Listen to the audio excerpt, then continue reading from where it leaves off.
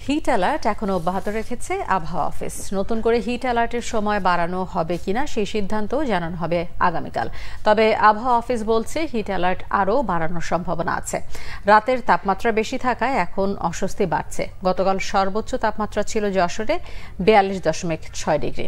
চুয়াডাঙ্গা ও পাবনা জেলায় অতি তীব্র তাপমাত্রা বয়ে যাচ্ছে, যা পুরো এপ্রিল জুড়ে থাকতে পারে।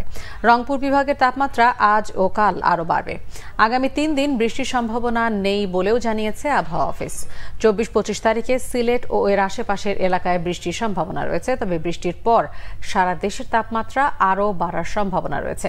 অন্যান্য বছরের তুলনায় এবারে তাপমাত্রা বেশি। দক্ষিণা বাতাসের কারণে বাতাসে জলীয় বাষ্পের পরিমাণ বেশি হওয়ার কারণে অস্বস্তি বেশি লাগছে। ঢাকায় এপ্রিল জুড়ে বৃষ্টির সম্ভাবনা নেই বলেও পূর্বাভাস দিয়েছে আবহাওয়া অফিস।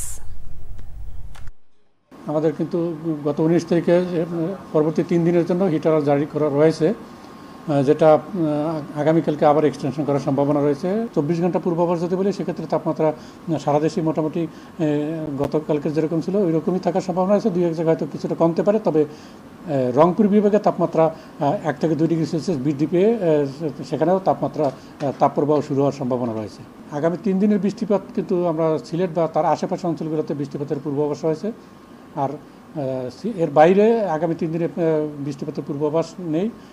তবে 24-25 তারিখের দিকে দেশে বিচ্ছিন্নভাবে কিছু বৃষ্টিপাতের সম্ভাবনা রয়েছে। এর কারণে তাপমাত্রা কিছুটা কমে যাওয়ার সম্ভাবনা রয়েছে।